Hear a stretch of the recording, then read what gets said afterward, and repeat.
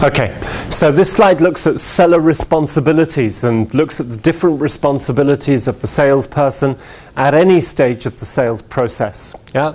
So here is our salesperson, and these are the things that they need to do. Planning is a big part of the job. A lot of salespeople that I know don't like this very much. They don't do a lot of planning, and when they plan, it's normally on the back of a very small business card type of thing.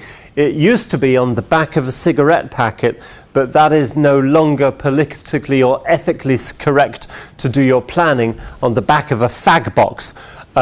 So these days you do it on the back of a business card. Anyway, they don't plan very much, nor do I actually. But anyway, good planning is very, very important in the sales process.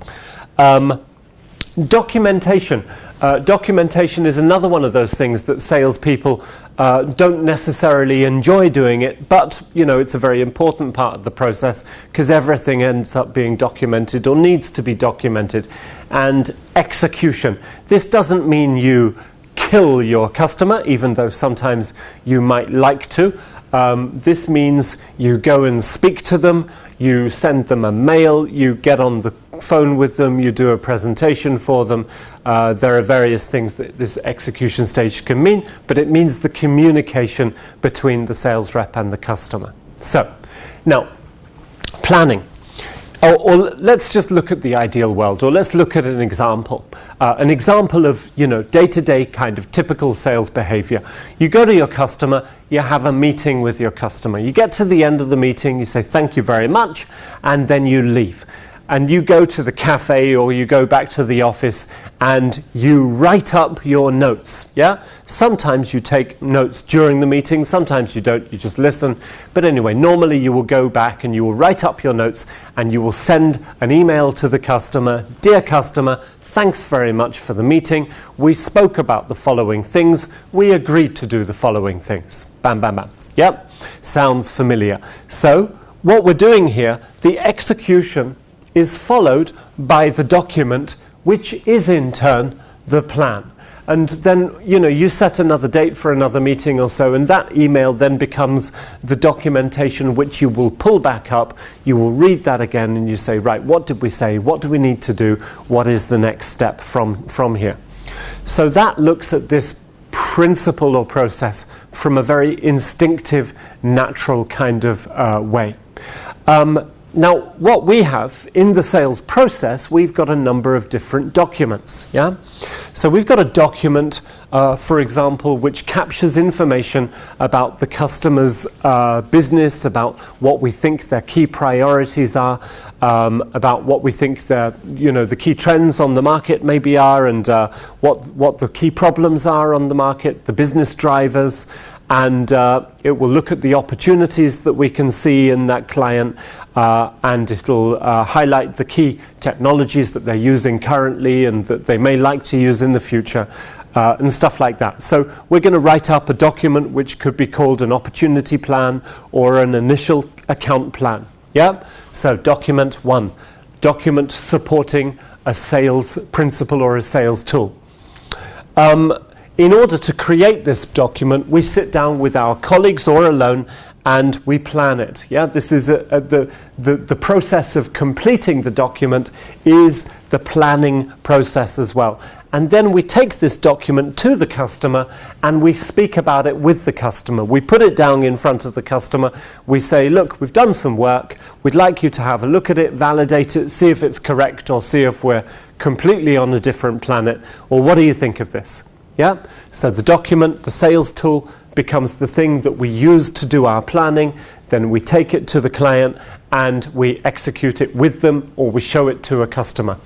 I have a principle. I never write anything unless it's designed to go to a customer. Yeah, I'm not a big believer in internal documentation for the purpose of internal seances where everybody sits around and goes, very interesting document. why didn't you do the last one? You know, it's like internal documentation purely for the purpose of internal documentation is not very interesting. Yeah? For me, what's important is that if you're going to put pen to paper, if you're going to hit the keyboard and do some work, some real work, then you want the customer to see the fruits of this. You want them actually to see it in front of them. Yeah? So I never put anything on paper into a documented form unless it is planned to go to the customer in one form or another. And this is the sales process. By validating what is on that document, we are moving the sale forward. Obviously, it's not for every meeting, yeah? In fact, if I look at it proportionally, if I've got 10 meetings, maybe 2 of them or 3 of them are supported by specific documentation. The other meetings are meetings, you know, where we speak, no documentation required. But 2 of them or 3 of them, I've maybe got an account plan or one of the other tools from the sales process or the engagement plan or sometimes the conditions of satisfaction form or a value statement or a draft proposal or the final proposal, you know, this type of documentation or a presentation about a product or a service. But that's, you know, the minority of meetings.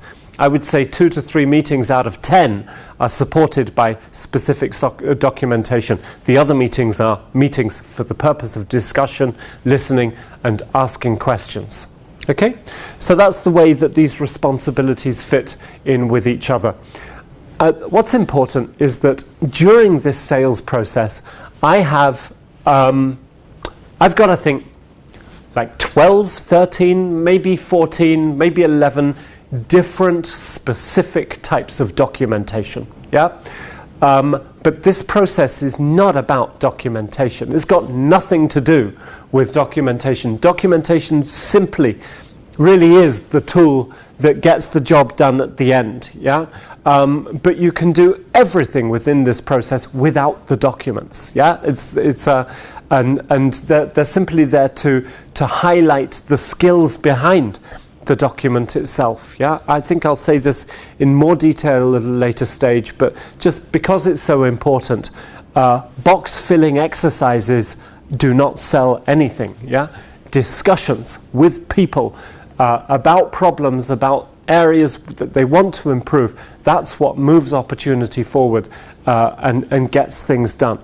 However, documentation is a critically important part of any organization, and if you can demonstrate that within your sales processes you have logical, well-defined processes of documentation and reasons for documentation, then you will always be a much more well-structured and well-organized sales department than if you do it without. Yeah? Okay.